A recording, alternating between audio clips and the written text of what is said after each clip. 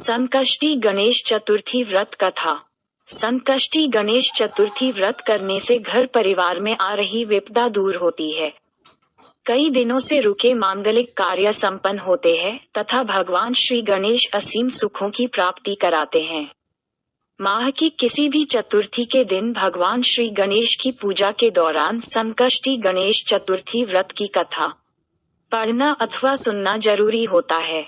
इससे संबंधित 4 कथाएं प्रचलित हैं और मित्रों, इस वीडियो के माध्यम से हम आपको तीसरी और चौथी कथाएं सुनाने जा रही हूँ। पहली और दूसरी कथा हम आपको पहला वीडियो में सुनाई थी, तो चलिए मित्रों तीसरी और चौथी कथाएं सुनते हैं। तीसरी कथा। एक समय की बात है, राजा हरिश्चंद्र के राज्य में एक कुम्हार था।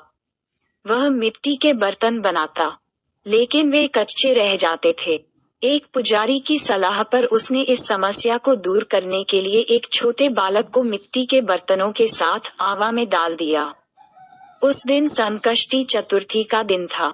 उस बच्चे की माँ अपने बेटे के लिए परेशान थी।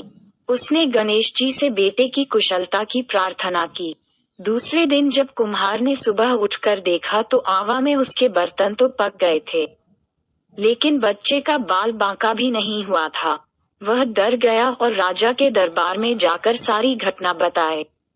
इसके बाद राजा ने उस बच्चे और उसकी माँ को बुलवाया तो माँ ने सभी तरह के विघ्न को दूर करने वाली संकष्टी चतुर्थी का वर्णन किया। इस घटना के बाद से महिलाएं संतान और परिवार के सौभाग्य के लिए संकट चौथ का व्रत करने लगी। चौथी कथा। एक समय की बात है कि विष्णु भगवान का विवाह लक्ष्मी जी के साथ निश्चित हो गया। विवाह की तैयारी होने लगी। सभी देवताओं को निमंत्रण भेजे गए, परंतु गणेश जी को निमंत्रण नहीं दिया। कारण जो भी रहा हो, अब भगवान विष्णु की बारात जाने का समय आ गया। सभी देवता अपनी पत्नियों के साथ विवाह समारोह में आए। उन सब ने देखा कि गणेश जी कहीं दिखाई नहीं दे रहे हैं। तब वे आपस में चर्चा करने लगे कि क्या गणेश जी को नहीं न्योता है, या स्वयं गणेश जी ही नहीं आए हैं। सभी को इस बात पर आश्चर्य होने लगा। तभी सबने विचार किया कि विष्णु भगवान से ही इसका कारण पूछा जाए। विष्णु भगवान से पूछने पर उन्होंने कहा कि हमने गणेश जी के पिता भोलेनाथ महादेव को न्योता भेजा है। यदि गणेश जी अपने पिता के साथ आना चाहते तो आ जाते। अलग से न्योता देने की कोई आवश्यकता भी नहीं थी। दूसरी बात यह है कि उनको 1.25 मन मूंग, 1.25 मन चावल, 1.25 मन घी और 1.25 मन लड्डू का भोजन दिन भर में चाहिए। यदि गणेश जी नहीं आएंगे तो कोई बात नहीं, दूसरे के घर जाकर इतना सारा खाना पीना अच्छा भी नहीं लगता। इतनी वार्ता कर ही रहे थे कि किसी एक ने सुझाव दिया, यदि गणेश जी आ भी जाएं तो उनको द्वारपाल बनाकर बैठा देंगे कि आप घर की याद रखना। आप तो चूहे पर बैठकर धीरे धीरे चलोगे तो बारात से बहुत पीछे रह जाओगे। ये सुझाव भी सबको पसंद आ गया, तो विष्णु भगवान ने भी अपनी सहमति दे दी। होना क्या था कि इतने में गणेश जी वहां आ पहुंचे और उन्हें समझा बुझाकर घर की रखवाली करने बैठा दिया। बारात चल दी। तब नारद जी ने देखा कि गणेश जी तो दरवाजे पर ही बैठे हुए हैं। तो वे गणेश जी के पास गए और रुकने का कारण पूछा। गणेश जी कहने लगे कि विष्णु भगवान ने मेरा बहुत अपमान किया है। नारद जी ने कहा कि आप अपनी मूषक सेना को आगे भेज दें, तो वह रास्ता खोद देगी जिससे उनके वाहन धरती में धंस जाएंगे। तब आपको सम्मान पूर्वक बुलाना पड़ेगा। अब तो गणेश जी ने अपनी मूषक सेना जल्दी से आगे भेज दी और सेना ने जमीन पोली कर दी।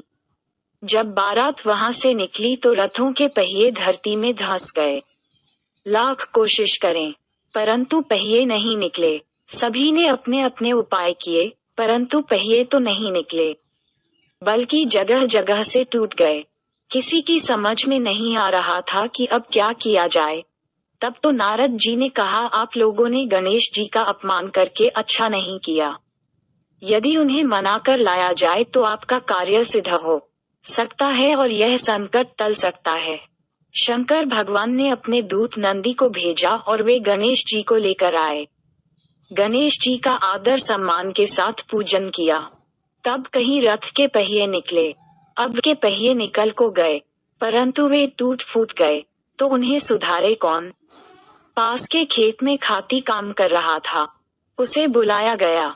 खाती अपना कार्य करने के पहले श्री गणेशाय नमः कहकर गणेश जी की वंदना मन ही मन करने लगा। देखते ही देखते खाती ने सभी पहियों को ठीक कर दिया। तब खाती कहने लगा कि हे देवताओं, आपने सर्वप्रथम गणेश जी को नहीं मनाया होगा और न ही उनकी पूजन की होगी, इसीलिए तो आपके साथ यह संकट आया है। हम तो मूर्ख अज्ञानी हैं, फिर भी पहले गणेश जी को पूजते हैं, उनका ध्यान करते हैं। आप लोग तो देवतागण हैं, फिर भी आप गणेश जी को कैसे भूल गए। अब आप लोग भगवान श्री गणेश जी की जय बोलकर जाएं, तो आपके सब काम बन जाएंगे और कोई संकट भी नहीं आएगा। ऐसा कहते हुए बारात वहां से चल दी और विष्णु भगवान का लक्ष्मी जी के साथ विवाह संपन्न करा के सभी सकुशल घर लौट आए। हे गणेश जी महाराज, आपने विष्णु को जैसो कारज सार्यो, ऐसो कारज सबको सिद्ध कर जो। बोलो गजानन भगवान की जय। यदि वीडियो को अच्छी लगी है तो एक लाइक और एक सब्सक्राइब जरूर करें, साथ ही कमेंट में ओम श्री गणेशाय नमः लिखें। वीडियो को देखने के लिए दिल से धन्यवाद।